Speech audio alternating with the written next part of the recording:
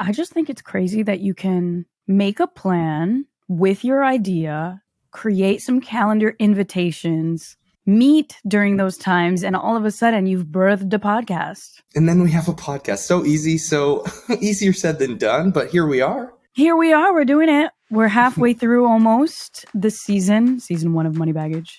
Welcome back to Money Baggage, a financial literacy podcast brought to you by Hightower Advisors to spread knowledge about something that affects us all. Money. We're your hosts, Jo Franco. And I'm Xavier. And we're on an investigation to learn how to strategically deal with our money baggage. Jo, we're going to be covering everything from debt to savings to home buying. We're just trying to grow that money mindset. We're trying to help this next generation move forward with their financial independence. Knowledge is wealth, so it's time to handle all this money baggage. Today's topic is one I'm very personally interested in because it affected me. Zabe, it's affecting you. Absolutely. Still affecting me. Still something I lose sleep over every day. And it's affecting 43.5 million Americans who have federal student loans as of 2022. It's a huge number of people. It's cultural in the States to have student loans. It is. It's the most normal thing nowadays. College can be so expensive, especially if you want to move out of state, if you want to go to your dream school.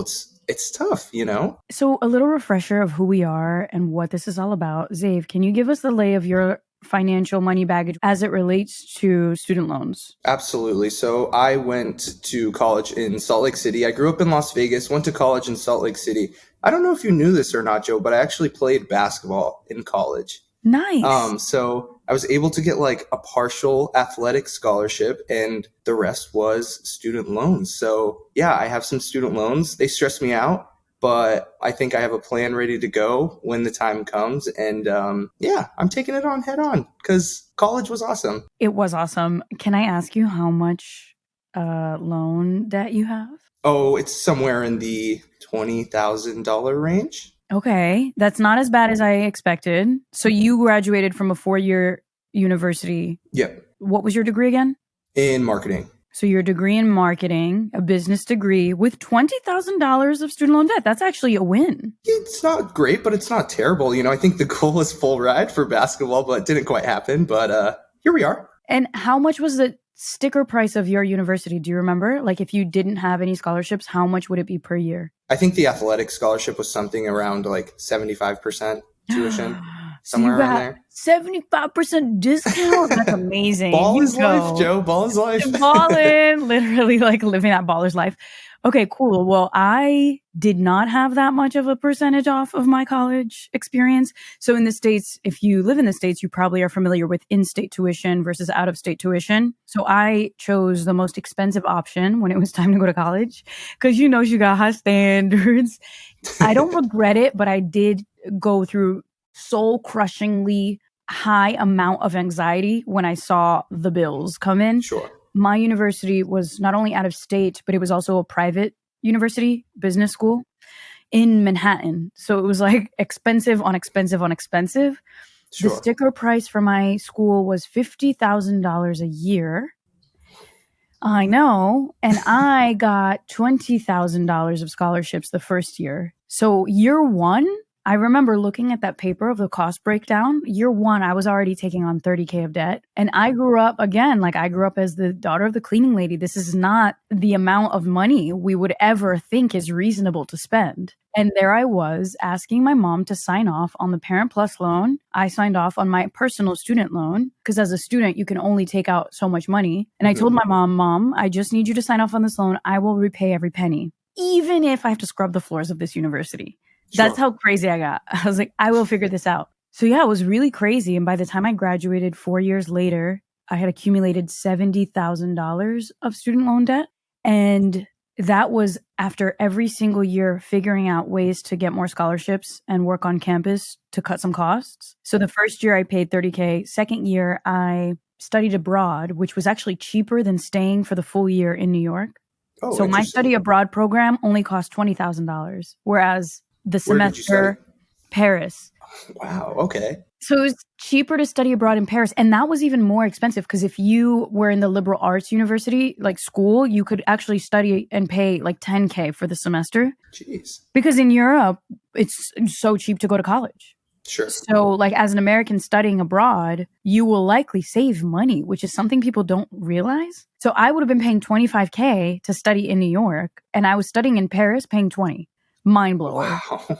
Did you want to study abroad, or did you realize that it was going to be cheaper? So you were like, I'm going to study abroad? Or I mean, it was always my dream to study abroad. But then when I saw it was cheaper, I was like, shoot, can I do my whole university experience abroad? Sure.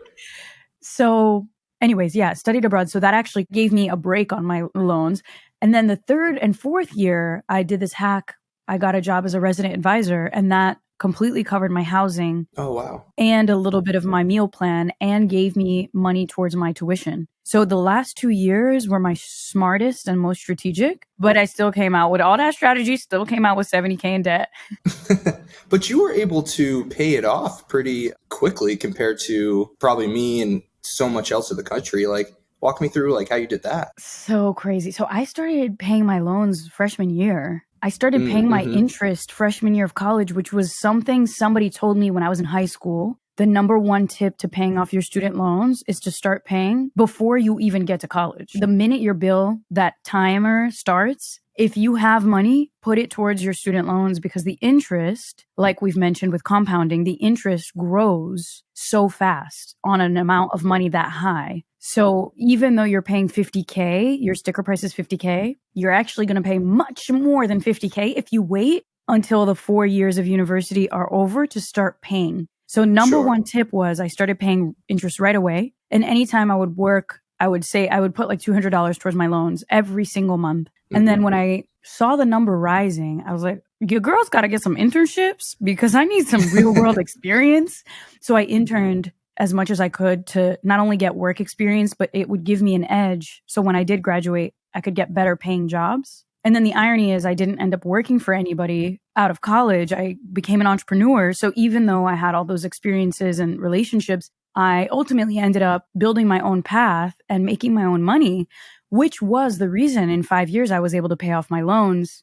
Because every time I would get a big chunk of money from brand deals or partnerships or hosting gigs, I would put painful amounts of money towards the student loans. Sure. Shoveling $5K at a time in those portals, just like $20K. If I got a $25,000 check, $20,000 of that is going towards my loans. I mean, it hurts, but it probably felt so good. Was it like the best feeling ever when you were just done? Dude, I was waiting for a mariachi band to come out and celebrate. It was so anticlimactic. I was like, there was so much buildup because this was something that ruled my psychology. Every single penny I made, I was just thinking like, okay, this is going to chip into my loans.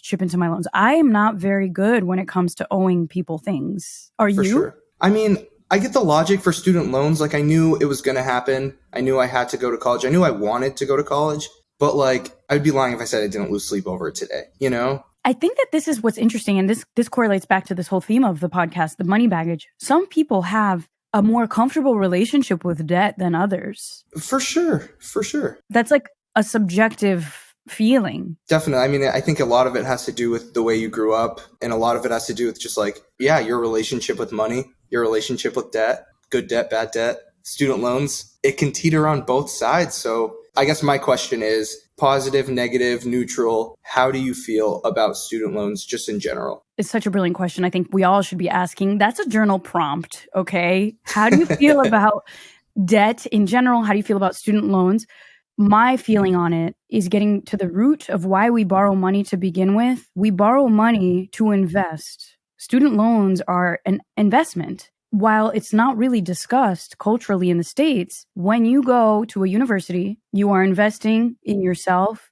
You're choosing to invest in yourself in that particular university, and you're choosing to develop your skills in your major. I think 18 is way too young for us to be committing financially to not only university sticker price, but also to a career path, right? Because when you say I'm studying business, your career path will then eventually be business. So I think it's way too young and unfair. I couldn't agree more. Right? Like, what is that? You're like a baby and you're supposed to say, I agree to having $100,000 of debt for this major that I'm not even sure I want to commit to. Oh my gosh. Yeah. And I think that's really when it becomes like a good versus a bad thing, because there are some people that, you know, they're like, I want to be a doctor. I've always wanted to be a doctor. I'm going to take out these loans because I have a plan. But there's also some people that are like, I just, you know, what's after high school, college naturally, and I have no idea what I want to do with my life. And I think I was somewhere in between the two of those. I think I had a plan of what I wanted to do, but I didn't know exactly what I wanted to do. And it's crazy because you are spending a lot of money when you're uncertain, hoping that you'll wake up and figure it out. So first and foremost, if you're feeling uncertain about your student loans and your college experience, you are not alone. I think the root problem is this whole lack of awareness. So that's why some people take a gap year off. And I suggest that if you're thinking about not really knowing what you want, if you're uncertain about what you want to do in your life, it might be helpful for you to get some life experience, because when your loans start ticking, it's only going to grow. And it breaks my heart that so many people owe so much money for a degree that they actually don't feel aligned with. And then part two of this is a degree that will not actually financially return on their initial investment. So part two is the main problem when you think about money. Mm-hmm. Let's say you get a degree and you're paying $100,000 for that degree, and that degree makes you eligible for jobs in a field where the base salary is like $30,000. Right. That is not actually a financially sound investment. No, it's tough. And that brings you to the passion versus money thing. And that's what we're here to talk about, right? Oh my God, Dave. This is a good topic, Jo. We're going to have some fun today, I think. We need like 5 parts on this one. But okay, let's get into some facts. Let people know they're not alone. And let's see what we can dig in. We're not alone. You know, the numbers are big, like 20,000 on my end. You said you had 70,000. We have 43.5 million Americans with student loans federally. 9.9 million of those have between 20 and 40,000. Okay, so 10 million people owe the government between $20,000 to $40,000 just at least student 20. Loans. That's a suffocatingly high amount of 10 million people, Zave. Can you imagine? It's terrifying. And it just gets bigger and bigger each year with those interest rates and stuff like that. You know what I mean? And, you know, 1 million people have over $200,000 of student loan debt. No.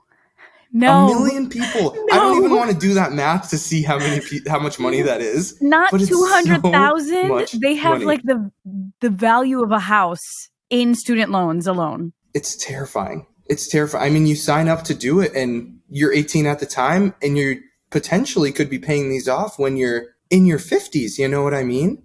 So there is no more intense and aggressive industry financially than student loans, in my opinion. You look at house market, you're buying a whole house and that house is going to be there for generations to come. So that is worth $200,000. You buy a car, it's $20,000, $30,000. You can go higher and higher, but you can get a nice car for $10,000, $15,000, still nowhere near $200,000. When you look at education, especially after I've traveled around, some countries literally pay university students to study. Like in Greece, people will opt in to stay. There's a joke that Greeks can be like lifelong students because you get a gym membership, you get credits to travel, you get like a pension to study in some cases. And then as you study the different cultures and the university costs, you see that the US is starkly more aggressive in how expensive universities are. I mean, it's insane. I don't want to bag on my college. Like, I love my college, but like, I paid so much just to go there, and I feel like I get an email from them every month saying, hey, alumni should donate to our school. And I'm like, I just gave you hundreds of thousands of dollars, you know? I know. I'm like, are you going to donate to me? Because like, this is not a symbiotic relationship. But again, there is this weird dynamic with universities similar to you. I love my alma mater, and it's changed my life. It has changed my life to go to that university because of a few different things. One, living in Manhattan gave me a foot into the real world while I was studying. So there was so much value there. 2, meeting like-minded people who were investing as much in their education as I was. So I do think there's a psychological sense of profound investment when you're spending $50,000 a year on education. You're going to show up knowing you have a lot on the line. You put a lot of money on the line. The kind of person that program is going to attract is just different. And the way that they behave is just different. I also think there's something to be said with students who pay for their own loans versus students whose parents pay for their loans. Because if you're a student who's paying for your loans, you are going to look at every class as a $1,000 investment. I'm not missing a day. Literally, I think one day I did the math to understand how much 1 hour of a college lecture was costing me. And then I'm like, your girl's never going to be missing. What was like a ballpark? I think it was like $500 an hour. Yeah.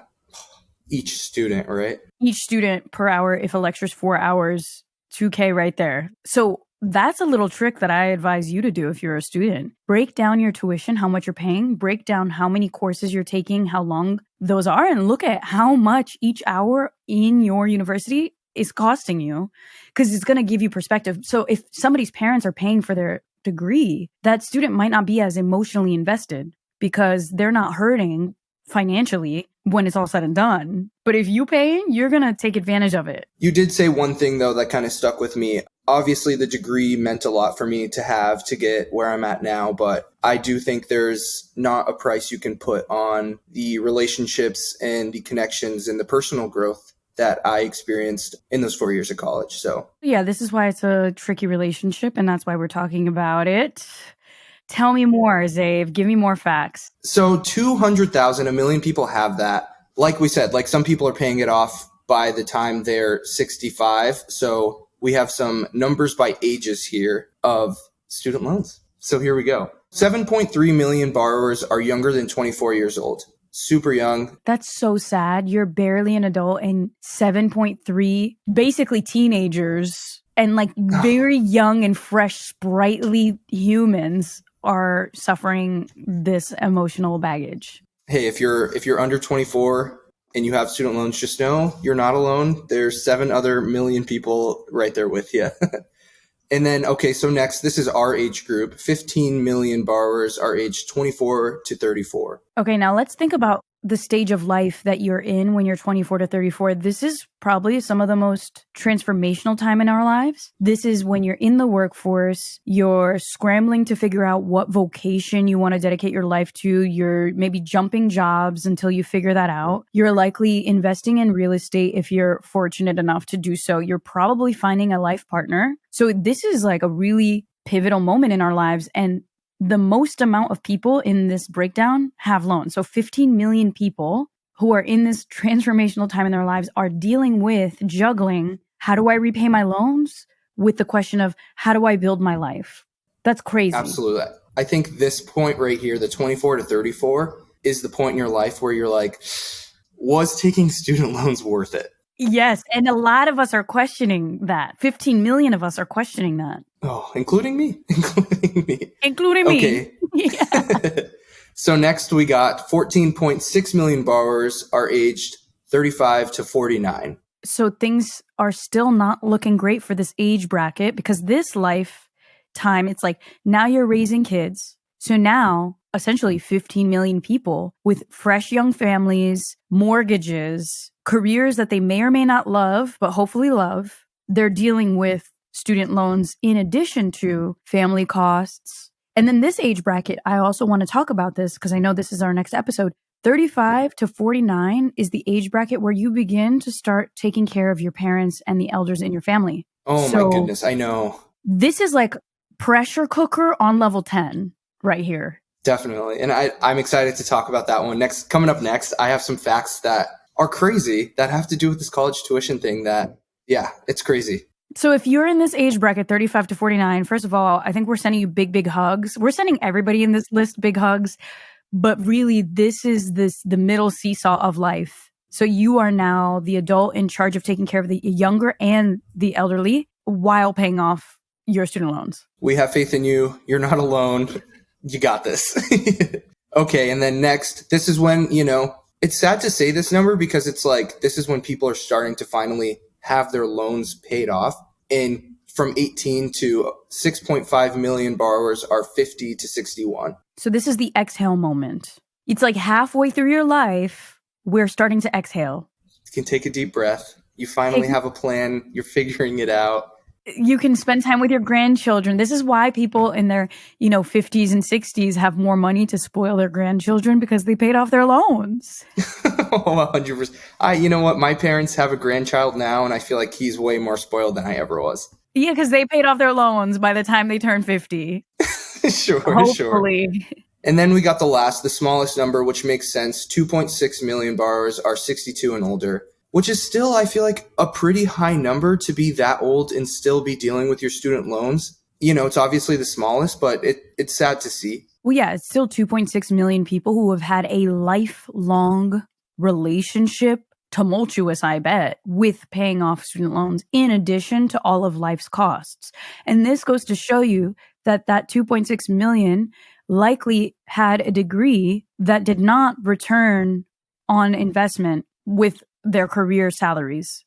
You know what I'm saying? Because if you end up getting a degree that pays you well, then you're going to be able to pay off those loans.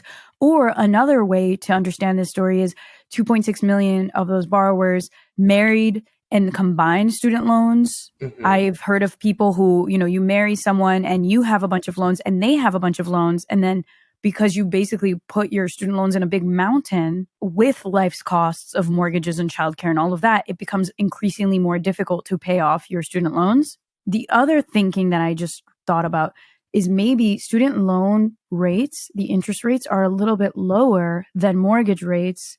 So when people are looking at all of their debt in a landscape and strategizing what to pay off, they might choose to pay their student loans less aggressively than the other higher interest rate debt items like mortgages and credit cards. Definitely. And that's kind of what I was thinking is, I think, if you lower that monthly payment, say for your student loans, it might help you get a mortgage because your monthly debt is a lot lower. So stretching it out, making it more money in the long run, but in turn enabling you to do some other things, take on some more debt, That's crazy. There's so much complexity in student loans. I just want to say, the biggest thing, like with all financial literacy, is do your research, understand what you are signing up for. I remember in college, there was a petty cash window. This petty cash window always had a massive line of students around it. And the petty cash was a way of saying, let's say your college tuition cost you $25,000 a semester, but you took out $27,000 in loans. The school will actually pitch you, or the government will pitch you on taking out more loans than you need. And then that excess difference, that $2,000 difference, you can go to the petty cash window and take out cash. They will give you an envelope with $2,000. What people do not understand, and this is crazy, like I remember seeing that line in the hallway and I'm like, what is everybody so excited about? And everybody's like, free money. And then I started looking into it and I'm like, that's not free money. That's money with interest that is going to be compounding that you didn't need to take out with interest on it. Oh, I know. How wild is that? That at the end of the day, like, you need to do your research. I love my school, but they're trying to make money. They're trying to make money. That's the biggest thing. I love them though. But Jo, I do want to talk about, because student loans, it's a big thing going on right now. There's a lot of discussions happening. Since COVID, student loans have been paused. And that was something that affected me drastically because I was fresh out of college, super worried about paying back my student loans. I didn't have a job yet, anything like that. Not a ton of experience on my resume. And then things got paused, and they've been paused ever since. I've been following this story. This is a developing student loan story. We are in a very crazy moment of student loan history because with the pandemic and also just the growing amount of student loan debt, which keeps growing and growing and growing, the government is like, oh, we need to hit a pause button, especially during the pandemic. So Zave, what did it do? Tell me what is happening as a student loan payer right now. Totally. So, basically right now we're at a standstill pause. And I know everyone's been losing sleep because it was obviously paused in 2020. There's been plan after plan after plan for them to resume. Once again, let me just say it's also pausing the interest rates, which is the main important thing here. So are you telling me, like, what this analogy, this makes me think of the analogy of, when you're playing a video game and you find a secret level, and the game, the real level stops, it pauses, and then you're like Super Mario Brothers, like you're a Super Mario and you're kind of like, like in a secret level. That's what everybody who's getting this student loan pause is experiencing. You guys are actively working on your careers and making money with this secret loophole that has never happened in history before. It's been so crazy. And honestly, It's been like both positive and negative. I think obviously when it first happened, the pause, like it was super positive for me, but now it's just like the anticipation of when things are going to pick up is almost as bad as if they just started again. I don't know. What is the latest news? Because I know that every few months the government, like Biden, kind of reconvenes and says his plan, and then it changes, and then they pause it again. So there is this looming cloud of uncertainty that you never really know. So towards the end of last year, Biden pitched a plan, right? And I have it here in front of me. It was that $20,000 would be forgiven if you went to college on a Pell Grant. $10,000 would be forgiven if you didn't receive a Pell Grant.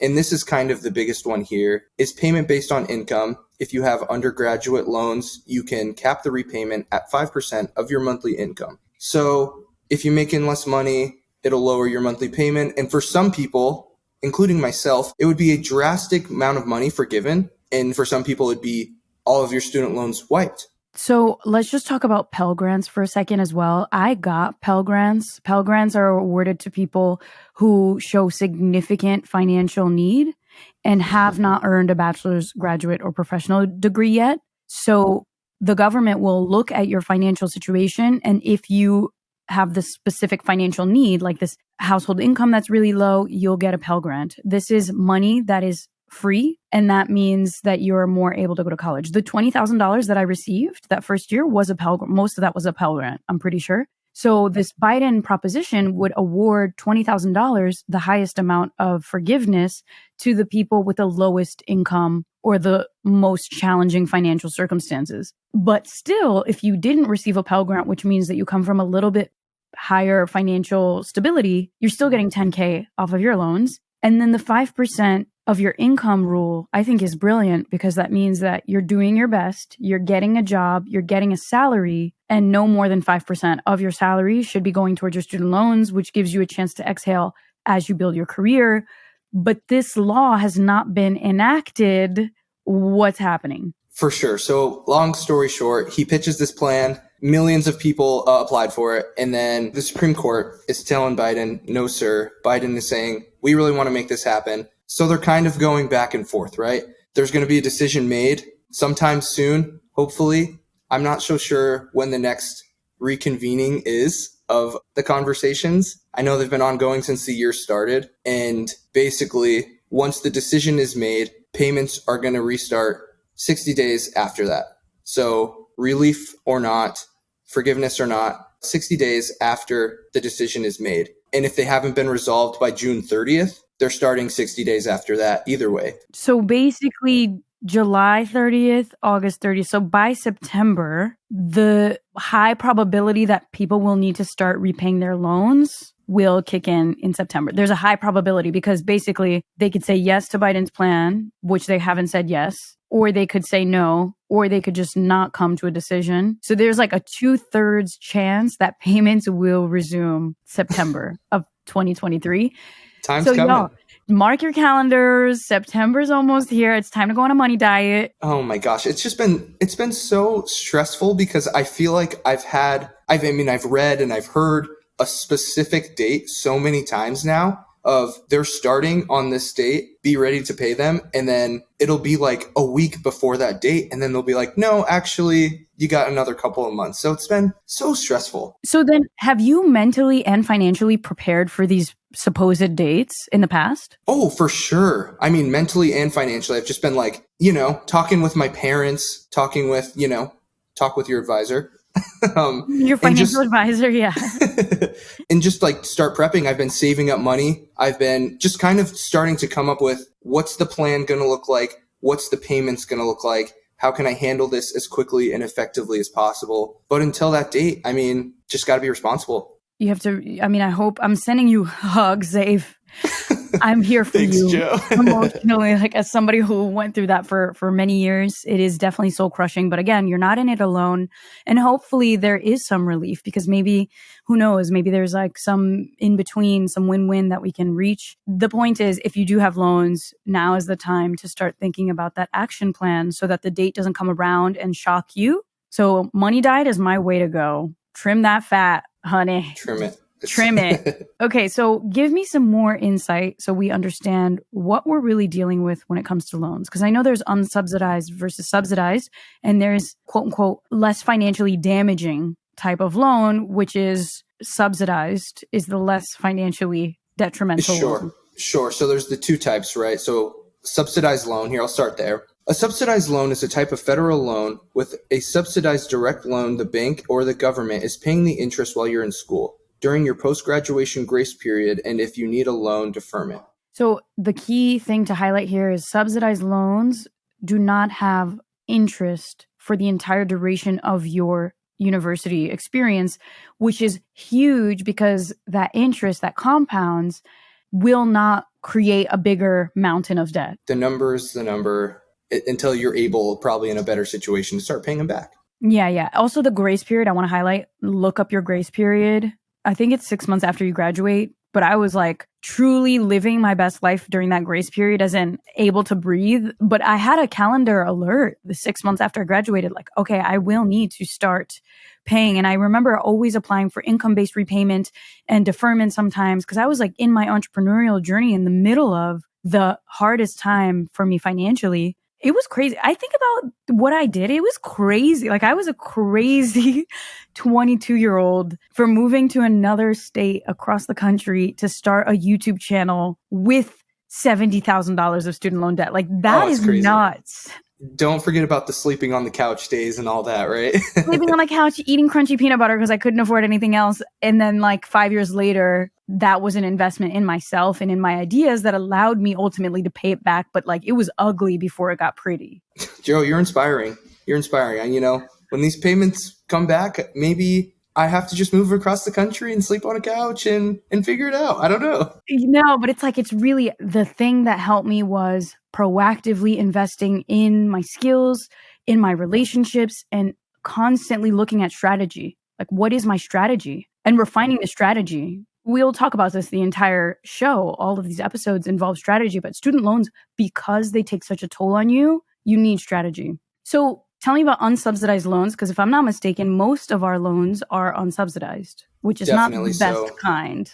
Not great, a lot more common. Here they are. Another type of federal loan is an unsubsidized loan. With a federal unsubsidized loan, you are responsible for the interest from the moment the loan money is dispersed into your account. There is no help on the interest. You're responsible for the whole amount. So daunting. Then there's the third type of loan, which is a private student loan, which is usually even more intense when it comes to interest. So the best kind is subsidized, then comes unsubsidized, then comes private. And some people have a combination of all three. Others have a combination of two. And some people, if they're lucky, might just have subsidized loans and then they won scholarships and grants. Sure thing. I think the biggest thing with the subsidized loans is that they are much harder to get, and they are based off of strict needs rather than, like we talked about, if your family situation is a little bit better than others, you're less likely to get that subsidized loan. It's made to help people out. I know it helped me out. It really did. Now we're going to talk about the action steps. As always, we want to give you some takeaways, more than we've already given you. But one thing that I thought was fascinating when I found out this piece of news that Bob Oros, the CEO of Hightower, told me that Hightower actually helps its employees pay back their loans. And this is a cutting edge benefit in the corporate world that I'm like, we got to learn about this, because I didn't have this option going, into the real world. That was not something that companies were offering, but Hightower is. So what is that all about? Definitely. So I was able to sit down with Erin from our HR team, a little new segment we're introducing to the Money Baggage podcast here. We're phoning a friend to get her to tell us a little bit about what Hightower offers, which I am forever grateful for. So I went on a field trip to talk to Erin from HR to get a little bit more insight on what Hightower is doing in order to help us pay our student loans back. Erin, thank you so much for agreeing to be on our podcast today. Really, really appreciate your time. Yeah, super excited. So with our topic today is student loans, I kind of just wanted to pull you in to ask you a few questions. Do you want to just tell us a little bit about yourself first? Yeah, sure. So I am currently the director of HR at Hightower Advisors. I started in HR about 3 or 4 years ago at this point. I was working at a boutique litigation consulting firm. And prior to that, I was in higher ed. So I worked for University of Chicago for about 3 or 4 years doing student alumni relations and working on their mentorship programs and things like that. Oh, wow. Very nice. So it sounds like you've been to, a handful of companies around, the whole student loans and benefits in the workplace situation. What's your experience, I guess, with previous companies and student loan benefits? Actually, my experience with previous companies is that they don't have the student loan benefits. They typically have tuition reimbursement. So this is a really cool, unique benefit that I saw for the first time at Hightower. Although I do think it's kind of picking up a little bit in the workplace just because of the current climate and what's going on with student loans here in the US. But this is the first company that I've worked for that actually had this benefit. And do you want to just get in a little bit into more detail of the benefit that Hightower does offer? Such a great company.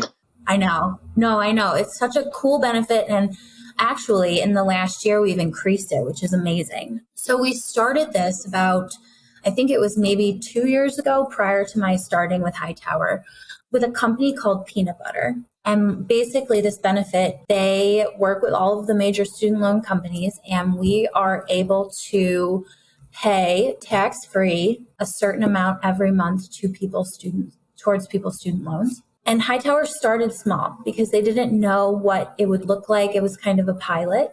And so we were paying $25 a month, which is a very small amount, but it's something.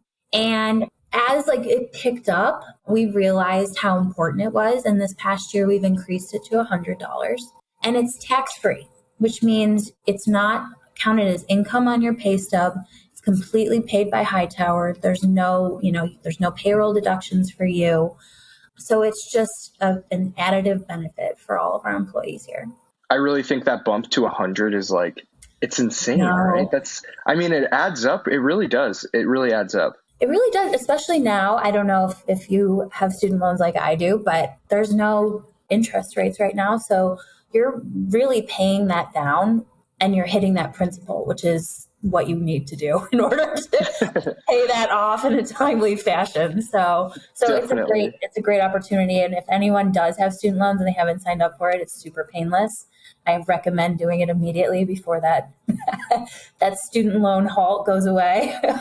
Sure. No, I totally do have student loans. And it was one of the first things I noticed about Hightower that made me, dig a little bit deeper when I was on the job hunt, because it's super rare. You know what I mean? So how would you say that Hightower's benefits kind of compare to the places you've been in the past around the student loan situation? Hightower, I think, is going above and beyond in this area. Like I said, I haven't seen the student loan benefit anywhere else, even at University of Chicago, which is, it's a college. It's it's a school. And so I think that they're on the forefront of this right now. So I would say that, there's nowhere to go but up out here. Sure. Do you think that a lot of people are aware? Do you think most people, big number at our company, utilize that benefit? Or shockingly, not as many as I would expect. So I think and that's probably twofold, or two reasons why. One, up until recently, it was such a small amount. I wonder if people thought, why bother doing this? But two, I think we've just started getting much better communicating this benefit because we're realizing how unique it is in the marketplace. And so we're really pushing it out. We have it in our recruiting packages. We're pushing it out with our new employees, reiterating this is a free benefit. It is completely free. You're not paying a premium on it. It is just pure money in your pocket. And so I think that when this moratorium on student loan payments is eliminated, we will probably see a jump. I'd imagine so, right? Yeah, I hope so too. I hope so. But it is a smaller number than I would expect for our company. So I hope that this will get the word out a little bit and we'll have a spike in signups. 100%. Hey, that's what we're doing here. We're trying to spread some awareness, right? I guess one last question. What kind of recommendations would you say you have for people, I guess, in our company, outside of our company? Because me, I'm pretty fresh out of college and kind of looking for what kind of benefits I can use, what kind of benefits are helpful for me. What kind of recommendations do you have in locating those benefits and stuff like that? Well, the first thing is talk to your HR reps because they're going to be the ones who will be able to give you that information firsthand and kind of talk you through it. Because benefits are confusing. Until I worked in them, I really never understood them myself, you know? They are confusing. I'll speak for myself. The first time signing up for insurance, I had no idea what I was doing or why I needed it. Sure. I'm one of my parents for so long. So talk to your HR rep. I also think most companies and corporations have an EAP. And I think that's probably one of the most underutilized resources out there. And there's some incredible benefits included in that. Like our EAP here, we have, I think it's 3 to 5 free therapy sessions with a therapist. There's financial consultation services that are included free. There are legal services that can be included in that too. When I was at University of Chicago, there was a legal service there for $7 a month. You would pay to have an attorney on retainer, and they would fight and argue for you if anything came up. So like if you were having an issue with your lease and a landlord, they would sit there and create legal arguments and fight for you for $7. Wow. Like these kinds of benefits exist, and I don't think anyone's aware of them. And so really digging into your EAP and calling the numbers that are listed and trying to get an understanding of what is included. There's babysitting services that are typically included in an EAP, which has been a lifesaver, especially during the pandemic for those people that are working from home, having to have their kids at home while they're trying to take calls and stuff like that. There's virtual babysitters too. So there's just a ton of really cool benefits that you don't think of as part of a traditional benefits package that are in your EAP. So I suggest exploring that. Awesome. Well, Erin, thank you again so much for agreeing to be here. Do you have any closing remarks around student loans? We're all in it together. I know. We are all in it together. Call your HR rep. Call your HR rep, and everyone keep your fingers crossed with this Supreme Court ruling. You get a little bit eliminated. Yeah. Gosh, I know. I've been like living in purgatory for the past, so many months, just waiting to hear what the deal is. I just wish they would rip the Band-Aid off, I know. But I think I'm hopeful, and regardless of the outcome, Hightower has these student loan benefits. So sign up if you haven't already, and just kind of keep digging in and looking at the resources that your HR teams have, because there's probably more that you haven't even explored yet when it comes to like financial planning, financial advisement, stuff like that. Totally. Thank you again, Erin. Really appreciate your time. So Zave, let me get this straight. You work, you get a salary, you like what you do, you get to host this cool podcast with me, and your loans are actually getting paid in addition to everything else. Helping me out with this. I'm so grateful. And it's surprisingly, a lot less companies do it than you would think, Well, it's new. When Bob told me, he was like, Jo, we're innovative. Bob Orris is the coolest dude, by the way, like the CEO of Hightower. Shout out to Bob. Shout out to Bob. He calls me Jojo. I call him Bobo. Like eventually I'll have him on this podcast too. So how many companies around the States are doing it? Of course, Hightower is doing it, but who else? Totally. So here's a number for you. 17% of employers with 500 or more employees offer some sort of student loan repayment assistance. That's a really sad number for me, just because if you have 500 or more employees, you're probably a pretty big, well-respected company. I don't want to say it for everyone, but you're bigger than other companies. Maybe it's something you should look into. And only 17% seems pretty low to me. It does seem low, especially when you think about the mental toll that having student loans creates in your teams. I think if corporations start realizing that the mental well-being of their teams affects productivity, they will actually see this benefit as something that helps their teams perform better. Because I know the weight of waking up in the morning and working, and then you get your paycheck, and half of that paycheck goes to your student loans. Like, that's not a good feeling. So if you know, totally agree. Right? Like, if you know you're working, you're growing your career, you're getting your salary, and in good faith, this company is helping you with this massive amount of emotional baggage by way of your money baggage, that's the company that you're going to be loyal to. Totally. I think it also will help a lot with like talent retention. If there's a company that I'm working for that's helping me pay off my loans in the long run, and I like what I do, and they're helping me also put into my retirement, why would I leave? Dude, I know. I'm trying to quit my job and go work at Hightower. Like, can you guys help me? Yeah. Just go ahead and send your application my way, Joe. I'll put Oh my, and then Xavier, you'll be my boss. Like, I wouldn't even mind that. We'd have so much fun. Oh, sure. But this is something that I feel like everybody out there, if you're on the job market, you're looking for different kinds of career options and browsing around for companies, I always like to remind people, you interview the company just as much as they interview you.